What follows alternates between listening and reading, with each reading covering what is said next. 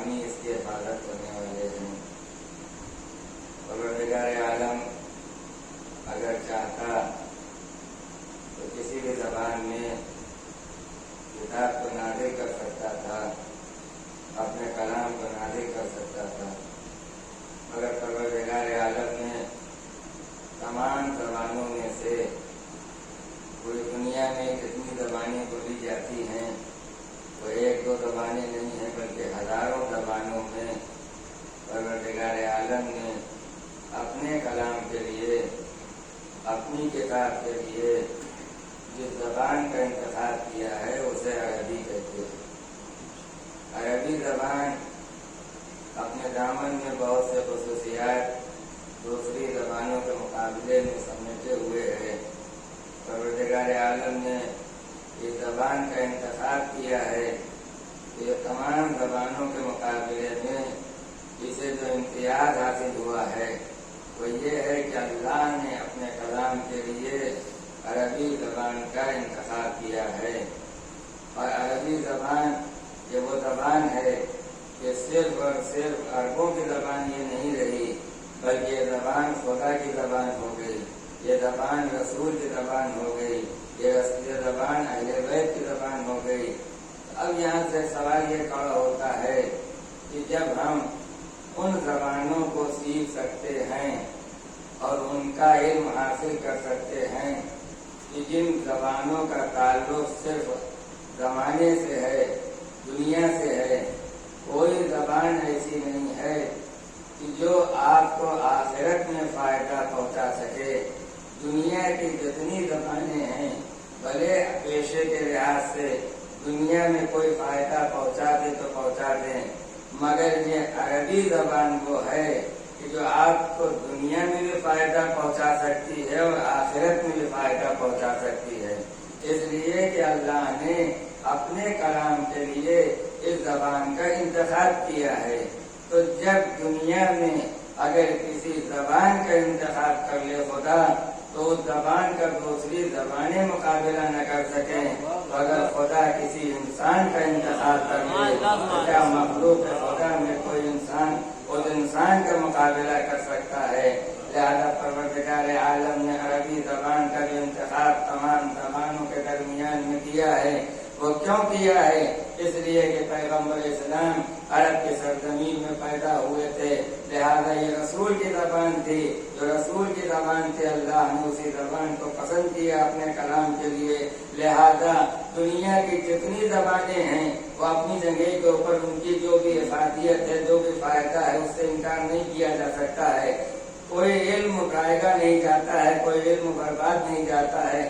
ہر زبان کا جاننا انسان کے لیے فائدے مند دنیا میں ہو سکتا ہے، مگر عربی زبان کو یہ سمجھ کے نہ سیکھیے کہ دنیا میں فائدہ ہوگا، عربی زبان کو یہ سمجھ کے سیکھیے کہ کلام الہی اسی زبان میں ہے، رسول کی زبان ہے، اہل بیت کی زبان ہے۔ دنیا کی کسی بھی زبان کے سمجھنے کے لیے یا پڑھنے کے لیے یا اسے حاصل کرنے میں کوئی ثواب نہیں ہے۔ اگر خالق نے ثواب رکھا ہے تو صرف عربی میں ثواب رکھا ہے۔ اے صلوات یہ محمد وآل محمد۔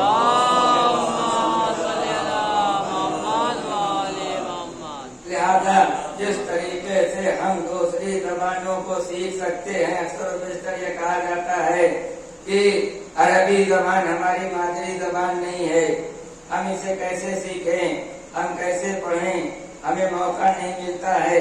سوال یہ پیدا ہوتا ہے کہ جب دوسری زبانوں کے سیکھنے کا موقع مل جاتا ہے تو اسی طریقے سے عربی زبان کے بھی سیکھنے کا موقع حاصل ہو سکتا ہے۔ شرط یہ ہے کہ ہم حاصل کرنا چاہیں۔ اگر یہ کہا جائے کہ ہماری مادری زبان نہیں ہے تو انگریزی ہماری کب مادری زبان ہے، دوسری زبانیں کب ہماری مادری زبان ہے؟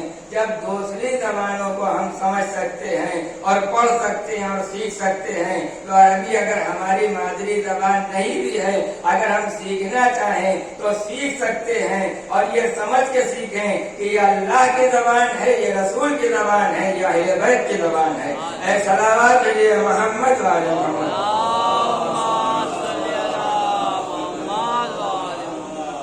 اسی لیے خود بزرگوں نے خود معصومین علیہ السلام کے یہاں بھی آپ کو ملے گا کہ جب کسی پروگرام کا آغاز ہوتا ہے، جب کسی محفل کا آغاز ہوتا ہے تو تلاوت قرآن سے ہوتا ہے۔ تلاوت قرآن سے آغاز کیوں ہوتا ہے؟ اور کسی زبان سے یا کسی بھی عبارت کو پڑھ کے افتتاح پروگرام کیوں نہیں ہوتا ہے، جلسے کا افتتاح کیوں نہیں ہوتا ہے، محفل کا آغاز کیوں نہیں ہوتا ہے؟ اس لیے کہ کسی بھی چیز کو پڑھنے میں ثواب نہیں ہے، ثواب صرف کلام الہی کے پڑھنے میں ہے۔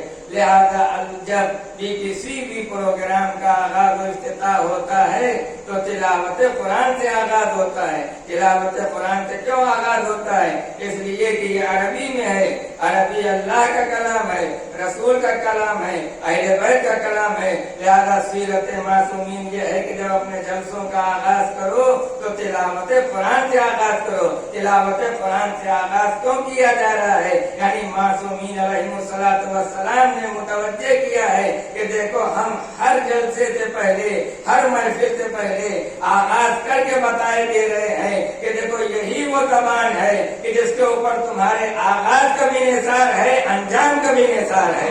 ایک صلوات دیجیے محمد وعلی محمد۔ اور یہ کوئی معمولی فضیلت اس زبان اور اس کلام کی نہیں ہے کہ مولا کائنات حضرت علی ابن ابی طالب علیہ السلام جن کی زندگی کا آغاز کہاں سے ہو رہا ہے، مولا کی حیات کا آغاز کہاں سے ہو رہا ہے، مولا کی سیرت کا آغاز کہاں سے ہو رہا ہے؟ مولا کی حیات کا آغاز ہو رہا ہے تلاوت قرآن سے۔ آغاز زندگی جو مولا علی کا ہے وہ تلاوت قرآن سے ہے۔ پیغمبر اسلام کی آغوش میں مولا تشریف لائے اور لاتے ہی تلاوت قرآن کی منزل کے اوپر آئے اور اس کے بعد آپ نے تلاوت شروع کی۔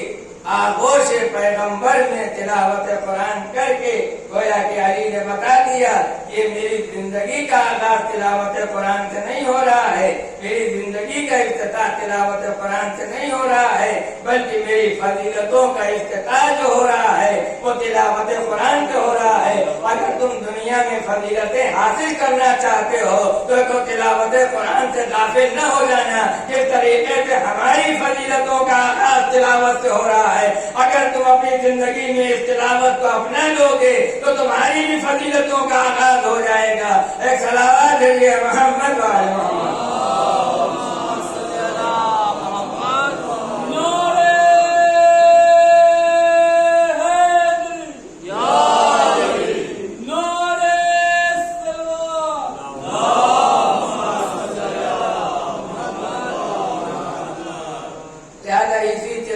قرآن کے لیے معصومین نے تاکید کی ہے کہ اگر تم چاہتے ہو کہ تمہارے گھروں میں خیر و برکت ہو تو خیر و برکت کے لیے لازمی یہ ہے کہ جب صبح کی نماز ادا کرو تو نماز کے بعد تلاوت قرآن کرو۔ تلاوت قرآن کی تاکید کیوں کی گئی ہے کہ صبح کا آغاز تلاوت قرآن سے، نماز صبح جب آپ پڑھتے ہیں تو اس میں تلاوت قرآن ہی تو ہے، اور کیا ہے آغاز صبح کر کے آغاز صبح کو تلاوت قرآن سے وابستہ کر کے ہر مومن اور مسلمان کے لیے دنیا کو بتا دیا گیا ہے کہ اگر اس تلاوت سے زندگی کا آغاز کرو گے تو تمہاری زندگی بھی سمجھ جائے گی، تمہاری آخرت بھی سمجھ جائے گی۔ ایک صلوات دیجیے محمد وعلی محمد۔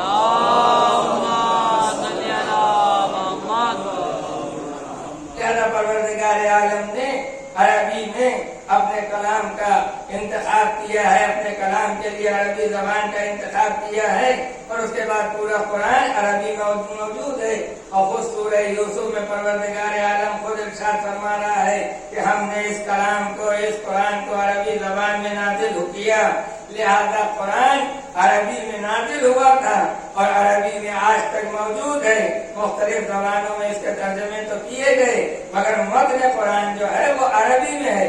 جب متن قرآن عربی میں ہے تو ماننا پڑے گا کہ قرآن عربی زبان میں نازل کیا گیا اور بھیجا گیا ہے۔ اب عزیزان محترم دیکھیے قرآن مجید میں جگہ جگہ کے اوپر ایک چیز کی طرف متوجہ کیا گیا ہے، وہ ہے عمل خیر، نیکی کی طرف متوجہ کیا گیا، کیونکہ قرآن کی تلاوت کرنا یہ خود ہی ایک عمل خیر ہے، یہ خود ہی ایک نیکی ہے۔ زیادہ نیکیوں کی طرف متوجہ کیا گیا ہے۔ اور قرآن وہ کتاب ہے کہ جہاں انسان کو نیکی کی طرف متوجہ کیا گیا ہے، اسی کے ساتھ ساتھ اس نیکی کے ساتھ کیا نتیجہ ہوگا، کیا انجام ہوگا، اس کی طرف بھی متوجہ کیا گیا ہے۔ قرآن مجید کھلا ہوا ہے، قرآن آواز دے رہا ہے فاستجاب لهم ربهم انی لا اضیع عمل عامل منکم من ذکر او انثی۔ دیکھو اللہ کسی کے عمل کو ضائع و برباد نہیں کرتا، چاہے عمل کرنے والا مرد ہو یا عمل کرنے والی عورت ہو، بعضکم من بعض، اس میں کسی کی کوئی خصوصیت نہیں، اس لیے کہ تم ایک دوسرے کے جنس سے ہو۔ فمن یعمل مثقال ذرۃ خیرا یرہ ومن یعمل مثقال ذرۃ شرا یرہ۔ دنیا میں جو ذرہ برابر نیکی کرے گا قیامت کے دن وہ بھی دیکھ لیا جائے گا، جو دنیا میں ذرہ برابر شر کرے گا قیامت کے دن وہ بھی دیکھ لیا جائے گا۔ اس طرح سے پروردگار عالم نے نیکیوں کی طرف متوجہ کیا ہے۔ دیکھیے کسی بھی انسان کو صحیح عمل انجام دینے کے لیے ضرورت اس بات کی ہوتی ہے کہ صحیح حکم الہی حاصل ہو۔ جب تک حکم الہی حاصل نہیں ہوگا اس وقت تک وہ صحیح عمل انجام نہیں دے سکتا ہے۔ ہمیں نہیں معلوم اس مندر کے اوپر اللہ کا کیا حکم ہے، ہمیں نہیں معلوم اس مندر کے اوپر اللہ کا کیا فیصلہ ہے، ہمیں نہیں معلوم کہ اس مقصد کے اس مندر کے اوپر اللہ کیا چاہتا ہے۔ لہذا صحیح حکم الہی جب تک معلوم نہیں ہوگا اس وقت تک نہ انسان کوئی عمل انجام دے سکتا ہے، نہ اپنے دین کی حفاظت کر سکتا ہے۔ لیکن دین کی حفاظت دو ہی بنیاد کے اوپر ہو سکتی ہے، یا عقیدے کی بنیاد پہ ہو سکتی ہے یا عمل کی بنیاد پہ ہو سکتی ہے۔ اور عقیدے اور عمل دونوں کا تعلق صحیح حکم الہی کے معلوم کرنے سے ہے۔ کون سی چیز عقائد میں ہے، کون سی چیز اعمال میں ہے، یہ ہم خود فیصلہ نہیں کر سکتے ہیں، اس کے لیے بھی تو کوئی بتانے والا چاہیے، کوئی رہبر چاہیے، کوئی ہادی چاہیے۔ صحیح حکم الہی کیا ہے اسے معلوم کرنے کا کوئی ذریعہ ہونا چاہیے۔ لہذا لوگوں تک صحیح حکم الہی پہنچے، اللہ کا صحیح حکم پہنچے، اس کے لیے اللہ نے نبوت کے سلسلے کو رائج کیا۔ یہ آدم سے لے کے اور پیغمبر اسلام تک جو 1,24,000 انبیاء بھیجے گئے ہیں، یہ کس لیے بھیجے گئے ہیں؟ 1,24,000 انبیاء کا بنیادی مقصد ہی یہی تھا کہ صحیح حکم الہی بندوں تک پہنچانا۔ اور جسے معصوم کہتے ہیں، معصوم کی سب سے بڑی ذمہ داری یہی ہوتی ہے۔ اگر اللہ چاہتا تو کسی غیر معصوم کو بھی ذمہ دار بنا سکتا تھا، مگر غیر معصوم کے ہاں کوئی گارنٹی نہیں تھی، اس لیے کہ جب وہ غیر معصوم ہے تو جس طریقے سے اس نے حکم دیا ہے اس طرح سے وہ دنیا تک پہنچائے یا نہ پہنچائے اس کی کوئی گارنٹی نہیں ہوتی ہے۔ مگر جب معصوم ہاتھوں میں اللہ نے حکم دیا ہے تو جس طریقے سے حکم پہنچا ہے کسی مداخلت کے بغیر وہ حکم اسی طریقے سے دنیا تک معصومین نے پہنچا دیا ہے۔ یہی معصوم کی سب سے بڑی پہچان ہے، سب سے بڑا فریضہ ہے کہ انہوں نے کبھی کسی حکم الہی میں اپنی طرف سے کوئی چیز نہ کم کی ہے اور نہ زیادہ کی ہے۔ جو حکم جس حالت میں تھا اسی طریقے سے اللہ کا حکم دنیا تک پہنچا دیا۔ اب جب تک نبوت کا سلسلہ رہا تو انبیاء کرام نے نبوت کے سلسلے میں جتنے بھی انبیاء تھے، جتنے بھی رسول تھے، سب احکامات پروردگار دنیا تک پہنچاتے رہے۔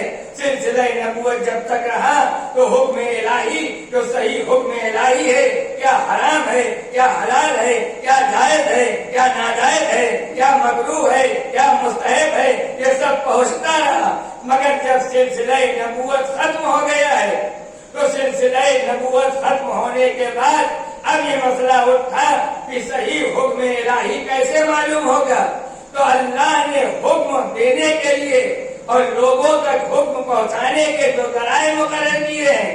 ہو سکتا ہے کوئی یہ کہے کہ ہم ذرائع کو حاصل کر لیں گے، جب وہ ذرائع مل جائیں گے تو حکم الہی ہم تک پہنچ جائے گا۔ اب وہ ذرائع کیا ہیں؟ اللہ نے انبیاء کے ذریعے جو احکامات پہنچائے ہیں اس میں پہلا ذریعہ ہے وحی، دوسرا ذریعہ ہے الہام، تیسرا ذریعہ ہے خواب۔ یہ 3 ذریعے ہیں جو اللہ نے اپنائے ہیں اپنے حکم کو پہنچانے کے لیے جہاں تک وحی کا تعلق ہے، جہاں تک الہام کا تعلق ہے، جہاں تک خواب کا تعلق ہے، یہ تینوں مرحلے ایسے ہیں کہ جو نہ ہمارے ہاتھوں میں ہے نہ آپ کے ہاتھوں میں ہے۔ وحی بھی انبیاء کے اوپر ہوتی ہے، الہام بھی انبیاء کے اوپر ہوتا ہے، خواب کے ذریعے سے بھی جو حکم دیا گیا وہ نبیوں کے ذریعے دیا گیا، جیسا کہ جناب ابراہیم نے خواب دیکھا تھا، جناب اسماعیل کو ذبح کرنے کے لیے وہ خواب ہی کے ذریعے تو حکم دیا گیا تھا۔ لہذا خواب کے ذریعے بھی جو حکم دیا جاتا ہے وہاں بھی شرط نبوت کی ہے، وحی کے ذریعے جو حکم دیا جاتا ہے وہاں بھی شرط نبوت کی ہے، الہام کے ذریعے جو حکم دیا جاتا ہے وہاں بھی شرط نبوت کی ہے۔ لہذا جسے اللہ اپنا نمائندہ بنا کے بھیجتا ہے، جسے نبی اور امام کہتے ہیں، تو نبی اور امام کو یہ اختیار حاصل ہے اللہ کی طرف سے کہ وہ کلام الہی کو کسی نہ کسی ذرائع سے حاصل کر دیتا ہے، کبھی وحی کے ذریعے، کبھی الہام کے ذریعے، کبھی خواب کے ذریعے۔ دنیا میں آنے کے بعد نبی نہ علم کا محتاج ہوتا ہے نہ تعلیم کا محتاج ہوتا ہے، اور نبی کو جانے دیجیے کوئی معصوم دنیا میں آنے کے بعد وہ نہ علم کا محتاج ہوتا ہے نہ تعلیم کا محتاج ہوتا ہے، معصوم کسی نہ کسی طرح سے حکم الہی کو حاصل کر لیتا ہے، کبھی وحی کے ذریعے، کبھی الہام کے ذریعے، کبھی خواب کے ذریعے، کبھی کوئی دوسرے طریقے سے، مگر حکم الہی معلوم کر لیتا ہے۔ یہی وجہ تھی کہ جو صحیح معنوں میں امام تھا، جو صحیح معنوں میں معصوم تھا، جب وہ دنیا میں آیا تو آغوش پیغمبر کے اوپر تلاوت قرآن کرتا ہوا نظر آیا، توریت کی تلاوت کرتا ہوا نظر آیا، انجیل کی تلاوت کرتا ہوا نظر آیا، زبور کی تلاوت کرتا ہوا نظر آیا۔ آغوش پیغمبر پہ علی اعلان کر رہے تھے، مجھے عام بچہ نہ سمجھنا، مجھے عام انسان نہ سمجھنا، دیکھو میں وہاں سے علم لے کے آیا ہوں، توریت کا بھی علم لے کے آیا ہوں، قرآن کا علم بھی لے کے آیا ہوں، انجیل کا بھی علم لے کے آیا ہوں۔ ایک صلوات بھیجیے محمد وآل محمد۔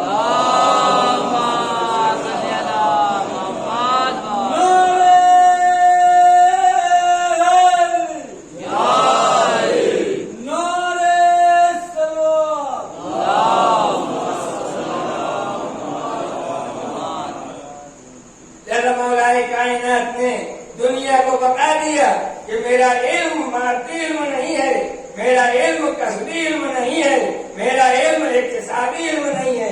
دیکھیں علم کے دو قسمیں ہوتی ہیں، ایک علم اقتصادی ہوتا ہے، ایک علم وحی ہوتا ہے۔ اب علم وحی اور اقتصادی میں فرق کیا ہے؟ یہ دنیا میں جتنے بھی علوم حاصل کیے جاتے ہیں وہ سب علم اقتصادی کہلاتے ہیں، کسبی علم حاصل کر جاتے ہیں۔ آپ کوشش کریں گے تو آپ کو علم ملے گا، آپ جدوجہد کریں گے تو آپ کو علم ملے گا۔ اگر کسب نہیں کریں گے، جدوجہد نہیں کریں گے، کوشش نہیں کریں گے، ہاتھ پیر نہیں ماریں گے تو پھر دنیا میں ایک حرف ایک لفظ کا علم حاصل نہیں ہو سکتا ہے۔ انسان دنیا میں جس طرح سے آیا ہے اسی طریقے سے واپس چلا جائے گا۔ ہمارا آپ کا علم کسبی علم ہے، مگر جو انبیاء کے پاس علم ہوتا ہے وہ علم کسبی نہیں ہے، علم وحی ہے۔ علم وحی صرف نبیوں ہی کو عطا نہیں ہوتا ہے، بلکہ علم وحی اللہ کی اور مخلوق ہے جن کے پاس علم وحی ہے۔ ایک مثال سے بات کو واضح کیا جا سکتا ہے کہ جیسے کہ مچھلی کا علم ہے، مچھلی تیرنا کہاں سے سیکھتی ہے؟ اس کا کوئی استاد نہیں ہوتا ہے۔ اگر ہم اور آپ بغیر استاد کے تیراکی سیکھنا چاہیں تو سیکھ نہیں سکتے ہیں۔ ہر تیراکی سیکھنے والے کا ایک استاد ہوتا ہے، ہر تیراک کا ایک استاد ہوتا ہے، بغیر استاد کے کوئی تیراک نہیں ہوتا، کوئی تیراکی نہیں سیکھ سکتا، کوئی تیرنا نہیں سیکھ سکتا ہے۔ ایک مچھلی کا خفیف سا بچہ جو ابھی چند لمحے پہلے پیدا ہوا تھا، جس طریقے سے مچھلی تیرتی ہے اسی طریقے سے وہ بچہ تیرنے لگتا ہے۔ اس کا کون سا استاد ہے؟ تو اس بچے کے پاس جو علم ہے وہ علم کسبی نہیں ہے، علم وحی ہے۔ یعنی اللہ نے اتنی بڑی مثال قائم کر کر دی کہ جب ایک مچھلی کے خفیف سے بچے کو ہم علم وحی کے ذریعے علم عطا کر سکتے ہیں، تو اگر کسی انسان کے بچے کو علم وحی عطا ہو جائے تو تعجب کیا ہے؟ ایک صلوات محمد وآل محمد۔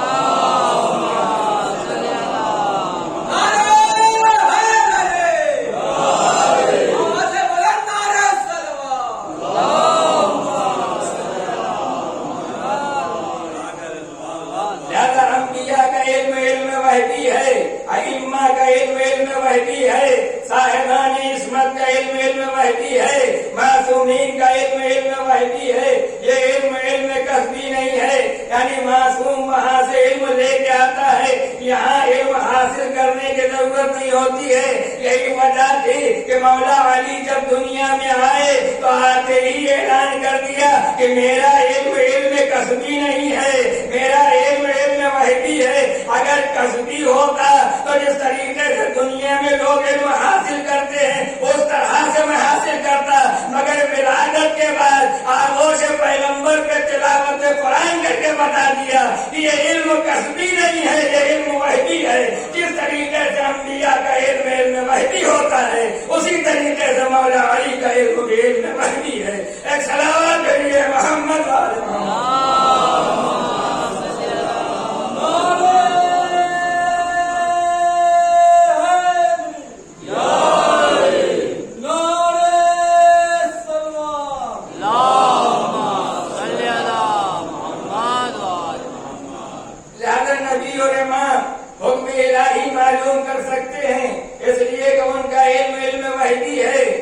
نبی اور امام کہتے کسے ہیں؟ نبی اور امام کا مطلب ہی یہی ہے کہ خدا اور بندے کے درمیان میں جو رابطے کا کام کرتا ہے اسے نبی کہتے ہیں، اسے امام کہتے ہیں۔ لہذا جب رابطے کا کام کرنے والے کو نبی اور امام کہتے ہیں تو جب وہ خدا کے رابطے میں ہے تو وہ حکم الہی معلوم کر سکتے ہیں، کبھی وحی کے ذریعے، کبھی الہام کے ذریعے، کبھی خواب کے ذریعے، کبھی کسی دوسرے ذرائع سے۔ مگر عام مسلمان حکم الہی کیسے حاصل کریں؟ لہذا ہمارے یہاں اس وقت تک کوئی مسئلہ نہیں تھا کہ جب تک پیغمبر اسلام کے بعد امامت کا سلسلہ رہا، یہ مسئلہ کب سے اٹھا؟ جب آپ کا امام غیبت کبریٰ میں چلا گیا، امام حسن عسکری تک ہم اہل بیت کے چاہنے والوں کے لیے حکم الہی معلوم کرنا کیا حرام ہے، کیا حلال ہے، کیا جائز ہے، کیا ناجائز ہے، کیا مکروہ ہے، کیا مستحب ہے، یہ پتہ لگانا ہمارے لیے کوئی مسئلہ نہیں تھا۔ ہاں، عالم اسلام کے لیے مسئلہ تو پیغمبر اسلام کی وفات کے بعد ہی کھڑا ہو گیا تھا، اس لیے کہ پیغمبر اسلام کی وفات کے بعد شریعت کا سرمایہ دو ہی طرح سے تھا، یا قرآن کی شکل میں تھا یا حدیث کی شکل میں تھا۔ اب جہاں تک قرآن کا تعلق ہے، قرآن میں 6000 سے زائد آیتیں ہیں، اور ادھر حدیث کا جہاں تک تعلق ہے صرف حدیث کی ایک کتاب جسے اصول کافی کہتے ہیں، اس کتاب میں صرف 16000 حدیثیں ہیں۔ ایک حدیث کی کتاب میں 16000 حدیثیں، اور پھر آپ کے مذہب میں حدیث کی 4 بنیادی کتابیں ہیں۔ ایک ہی کتاب کو آپ لے لیجیے، 16000 احادیث اصول کافی کی، 6000 سے زائد آیتیں قرآن کی۔ امت نے کہا یہی وہ سرمایہ ہے، اسی کی روشنی میں عمل کرنا ہے۔ اچھا، قرآن کے لیے تو یہ ہے کہ قرآن میں تو کہہ دیا گیا وَلَن تَجِدَ لِسُنَّتِ اللَّهِ تَبْدِيلًا، اللہ کی سنت میں تغیر و تبدل نہیں ہے۔ مگر جب حدیث کی منزل آئی تو حدیث میں ایک مسئلہ یہ بھی ہے کہ یہ صحیح ہے، یہ غلط ہے، یہ حسن ہے، یہ غیر حسن ہے، یہ قبیح ہے، اس طرح کے حدیث میں مسائل کھڑے ہو جاتے ہیں۔ تو اب ایک طرف 6000 قرآن، 6000 سے زائد قرآن کی آیتیں ہیں، کم سے کم 16000 حدیثیں ہیں جو ایک کتاب میں ہیں۔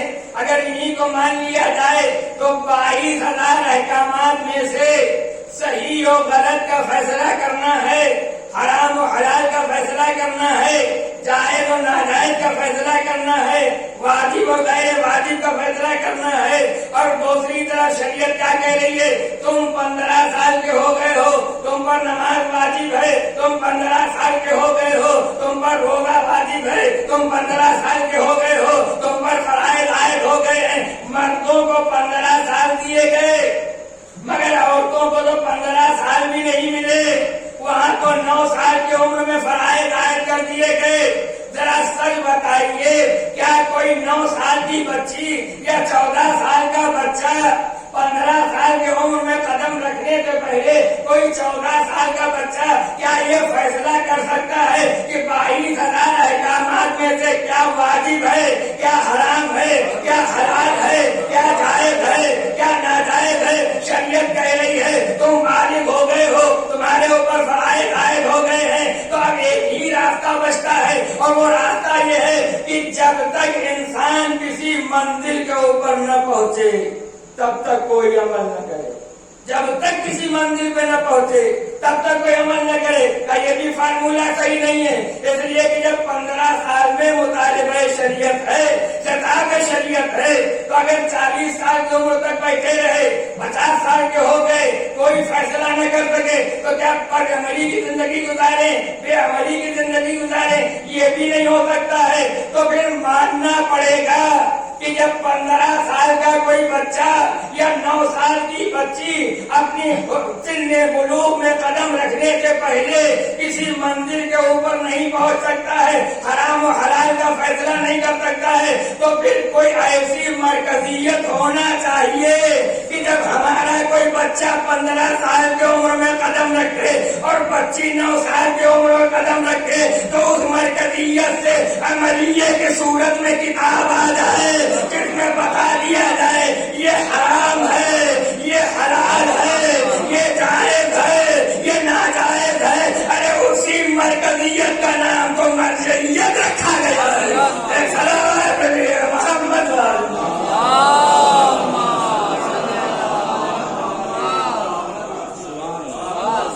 اسی مرکزیت کا نام مرجعیت رکھا گیا ہے۔ مرجعیت اس مرکزیت کا نام ہے کہ جہاں انسان 15 سال کی عمر میں جو قدم رکھتا ہے تو حرام و حلال، جائز و ناجائز، واجب، ان تمام چیزوں سے آگاہ کر دیا جاتا ہے۔ اب عزیزان محترم، یہ مرجعیت، یہ مرکزیت کس نے قائم کی؟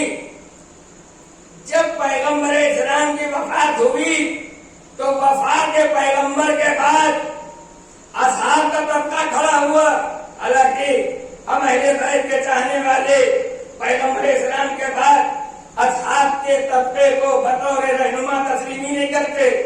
ہمارا تو سلسلہ اہل بیت سے ہے، ہم تو مولا کائنات کو خلیفہ بلا فضل مانتے ہیں، مگر عالم اسلام نے اصحاب کو مانا۔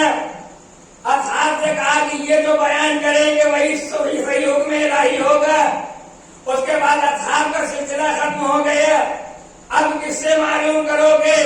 کہا تابعین کا سلسلہ۔ تابعین کب تک رہیں گے؟ ہمارا جب رسول نہ رہے، جب اصحاب نہ رہے تو تابعین کب تک رہیں گے؟ لہذا پیغمبر اسلام کی وفات کے بعد 100-150 سال کے اندر جتنے اصحاب تھے وہ بھی دنیا سے چلے گئے، تابعین بھی چلے گئے۔ اب دین کون بتائے گا؟ صحیح حکم الہی کون بتائے گا؟ ایک طبقہ اور کھڑا ہو گیا جسے کبھی تابعین کہتے ہیں، مگر جب رسول نہ رہے، اصحاب نہ رہے، تابعین نہ رہے تو کبھی تابعین کب تک رہیں گے؟ کہیں نہ کہیں یہ سلسلہ منقطع ہونا ہے۔ جہاں سلسلہ منقطع ہو جائے گا وہاں سے مسائل کھڑے ہوں گے، صحیح حکم الہی کون دے گا؟ لہذا اسی لیے چھٹے امام حضرت امام جعفر صادق علیہ السلام نے صحیح حکم الہی پہنچانے کا ایک مرکز بنا دیا تھا، اور اس مرکز کو اس طریقے سے پیش کیا گیا: فَأَمَّا مَنْ كَانَ مِنَ الْفُقَهَاءِ صَائِمًا لِنَفْسِهِ حَافِظًا لِدِينِهِ مُخَالِفًا لِهَوَاهُ مُطِيعًا لِأَمْرِ مَوْلَاهُ فَلِلْعَوَامِ أَن يُقَلِّدُوهُ۔ یہ وہ آیت ہے، یہ وہ حدیث ہے کہ جو امام جعفر صادق سے بھی نقل ہوئی ہے اور 11ویں امام حسن عسکری سے بھی نقل ہوئی ہے۔ ایک صلوات علی محمد و آل محمد۔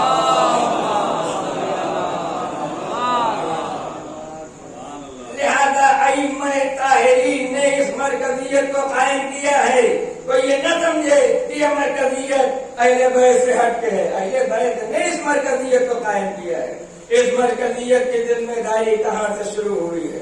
اس مرکزیت کی ذمہ داری شروع ہوئی ہے غیبت کبریٰ سے۔ امام تشریف لائے، 4 سال کی عمر میں آپ کے غیبت صغریٰ کا سلسلہ شروع ہوا، تقریباً کم و بیش 70 سال تک آپ غیبت صغریٰ میں رہے، اور اس کے بعد پھر آپ کے غیبت کبریٰ کا سلسلہ شروع ہو گیا۔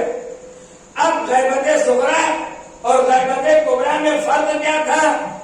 جسے غیبت صغریٰ کہتے ہیں وہ کم و بیش 70 سال ہیں، 1 سال یا 2 سال کم ہے، تو اس عرصے میں امام براہ راست لوگوں سے ملاقات نہیں کرتے تھے، مگر ملاقات مطلقاً بند بھی نہیں تھی، ایسا بھی نہیں تھا کہ امام ملاقات نہیں کرتے تھے۔ غیبت صغریٰ میں امام اپنے خاص کہنے والوں سے، شاگردوں سے، اصحاب سے ملاقات کرتے تھے، مگر یہ نہیں کہا جا سکتا ہے کہ مطلقاً ملاقات بند تھی۔ مطلقاً ملاقات غیبت صغریٰ میں ہرگز بند نہیں تھی، اس لیے کہ اگر مطلقاً ملاقات بند ہوتی تو پھر نقاب انبیاء کو کیوں مقرر کیا جاتا؟ جناب حسین بن رو وغیرہ کو جو نائب مقرر کیا گیا تھا، یہ کس بنیاد کے اوپر تھا؟ اس کا مطلب یہ ہے کہ یہ ملاقات کرتے تھے اور جو سوالات ہوتے تھے ان کے جواب لاتے تھے۔ 4 نائب غیبت صغریٰ میں خود امام نے مقرر کیے، اور وہ چاروں نائب غیبت صغریٰ ہی میں تھے۔ غیبت کبریٰ کا سلسلہ شروع ہوا تو امام نے کوئی نائب مقرر نہیں کیا، بظاہر کوئی نائب، یعنی ایسا نائب جس سے امام بظاہر ملاقات کرتے، ملاقات کا سلسلہ غیبت کبریٰ میں بند ہو گیا۔ تو اب اندازہ لگائیے کہ جب غیبت صغریٰ میں جہاں ملاقات کا سلسلہ بند نہیں تھا وہاں 4 نائب مقرر کیے گئے تھے، تو غیبت کبریٰ جہاں ملاقات کا سلسلہ بند ہو گیا ہے تو کیا امت کو بغیر نائب کا چھوڑ دیا جائے گا؟ اس کا مطلب یہ ہے کوئی نہ کوئی نائب ہونا چاہیے۔ اسی لیے امام آخر نے خود فرمایا ہے کہ ہم علماء کے اوپر حجت ہیں، علماء عوام کے اوپر حجت ہیں، یعنی امام نے بتا دیا کہ سلسلہ نیابت ختم نہیں ہوگا، غیبت صغریٰ میں ہم نے قائم کر دیا ہے، بس اسی طریقے سے یہ سلسلہ آگے بڑھے گا۔ اب ہو سکتا ہے کوئی یہ کہے کہ اس کا پیمانہ کیا ہوگا؟ اس کا پیمانہ ہونا چاہیے، معیار ہونا چاہیے۔ کوئی آدمی دعوے دار ہو جائے کہ ہم نائب امام ہیں تو کیا وہ ہو جائے گا نائب امام؟ اس کا کوئی معیار ہونا چاہیے۔ تو بس عزیزو، اس کا معیار تو خود قرآن پیش کر رہا ہے، قرآن خود کہہ رہا ہے کہ ہم معیار دے رہے ہیں۔ قرآن کیا معیار دے رہا ہے؟ قرآن یہ کہہ رہا ہے هل يستوي الذين يعلمون والذين لا يعلمون، یہی وہ معیار ہے۔ انما يخشى الله من عباده العلماء، یہی وہ معیار ہے جو قرآن نے پیش کیا ہے۔ اب اس کے بعد ائمہ طاہرین نے جو معیار پیش کیا، فَأَمَّا مَنْ كَانَ مِنَ الْفُقَهَاءِ صَائِمًا لِنَفْسِهِ حَافِظًا لِدِينِهِ مخالفاً لِهَوَىٰ مُطِيعًا لِأَمْرِ مَوْلَىٰ، یہ 4 پیمانے پیش کیے گئے ہیں کہ خواہشات نفسانی کی مخالفت کرنے والا ہو، دین کی حفاظت کرنے والا ہو، گناہوں سے پرہیز کرنے والا ہو، اللہ کے حکم کی اطاعت کرنے والا ہو۔ فَلِلْعَوَامِ أَن يُقَلِّدُوا، عوام کے اوپر واجب ہے کہ اس کی تقلید کریں، پر یہی 4 معیار لے کے چلے جاؤ، جن معیاروں کے اوپر جو پورا اتر جائے اسی کو عالم مان لو، اسی کو مرجع مان لو۔ ایک صلوات نبی محمد وعلی محمد۔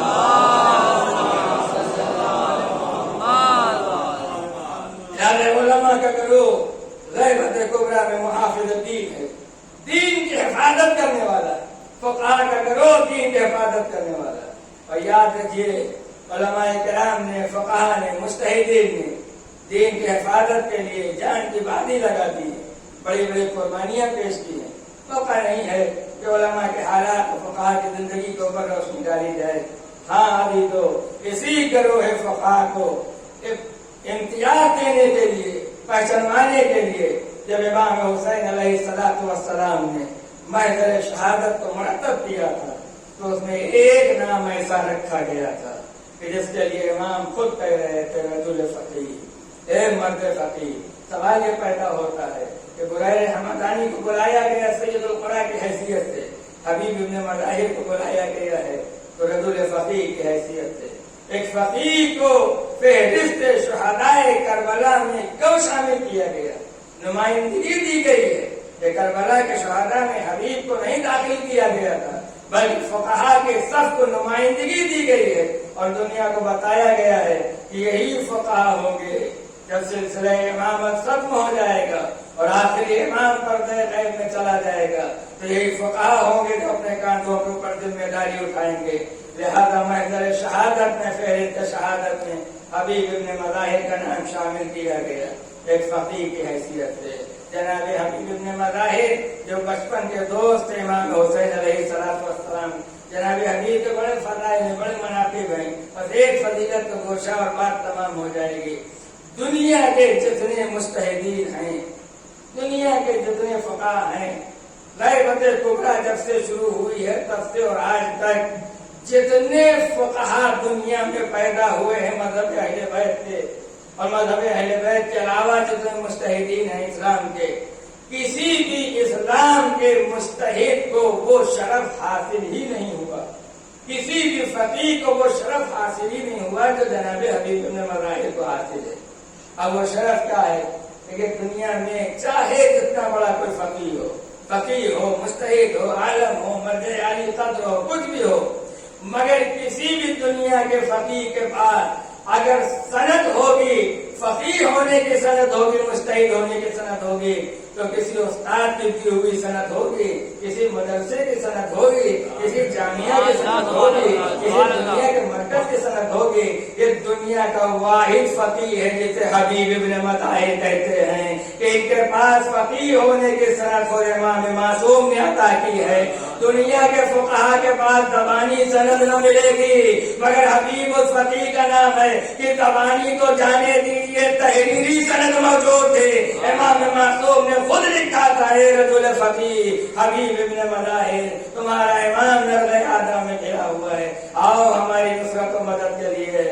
حبیب کو جب خط ملا ہے اور خط ملنے کے بعد پیشانی سے خط لگایا اور لگانے کے بعد جب خط چاک کیا تو اس میں لکھا تھا کہ تمہارا امام نرد آدم میں گھرا ہوا ہے، اپنے امام کی نصرت کے لیے آؤ۔ امام حسین کا خط پڑھا، گھر کے اندر آئے، دوستوں نے سوال کیا آخر کس کا خط آ گیا، کیا سوچ رہے ہو؟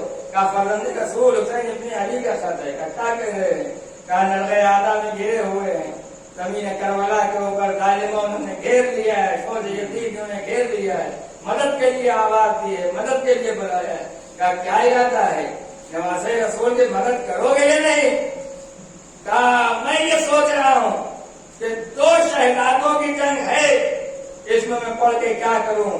پر جیسی یہ سنا حبیب کی زوجہ نے اپنی چادر حبیب کی طرف پھینک دی اور کہا اپنا ماما تم مجھے دے دو، تم میری چادر اوڑھ کے بیٹھو، میں تمہارا ماما رکھ کے اپنے سر کے اوپر اپنے آقا کی نصرت کے لیے جاؤں گا۔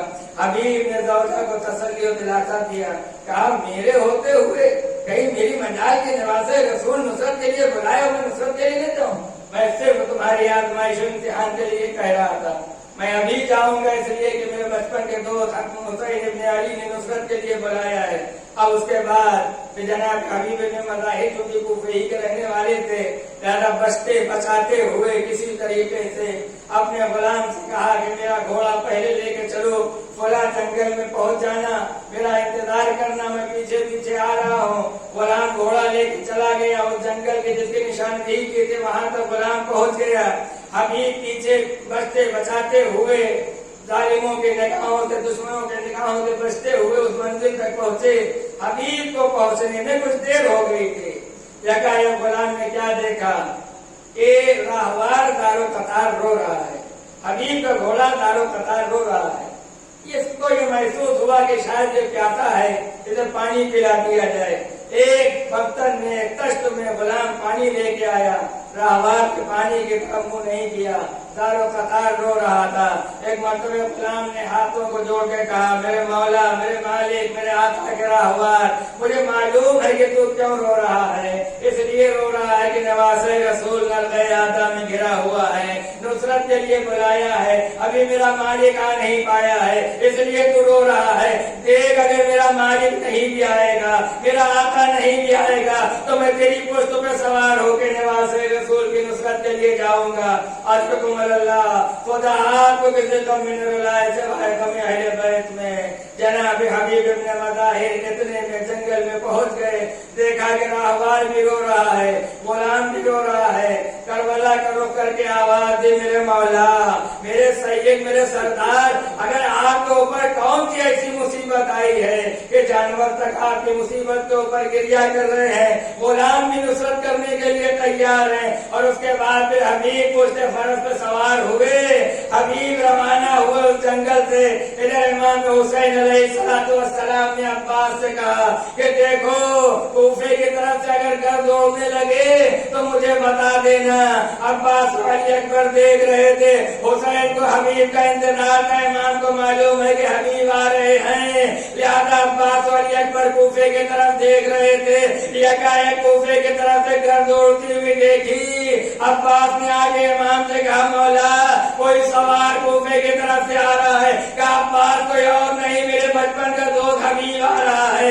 عباس استقبال کے لیے آگے بڑھو، علی اکبر آگے بڑھو، قاسم آگے بڑھو. حبیب آ گئے، عباس و علی اکبر استقبال کے لیے بڑھے. جب حبیب کے آنے کی خبر خیمے میں پہنچی تو شہزادی زینب نے کنیز سے سوال کیا، یہ کون آیا ہے؟ یہ خیمے کے باہر شور کیسا ہے؟ کہا بیوی ایسا محسوس ہو رہا ہے کہ جیسے آپ کے بچپن کا، آپ کے بھائی کے بچپن کا دوست حبیب ہے جو نصرت امام کے لیے آ گیا ہے. جیسے حبیب کا نام سنا، ایک مرتبہ فضا نے کہا جا کے حبیب سے میرا سلام کہہ دو. کنیز باہر آئی، کہا اے حبیب تمہیں میری شہزادی سلام کہہ رہی ہے. اور جیسی شہزادی کا نام سنا، حبیب نے منہ پہ تماچے مارے. ارے میرے شہزادی پہ کون سی مصیبت آن پڑی ہے کہ جو غلاموں کو سلام کہلا رہی ہے؟ میں کہوں گا حبیب اگر شہزادیوں کی مصیبت دیکھنا ہے تو عصر عاشور کے بعد آنا. ارے بعد عصر جب خیموں میں آگ لگ رہی ہوگی، شہزادیوں کے سروں سے چادریں چل رہی ہوگی، تب ان بیویوں کی مصیبت کا اندازہ.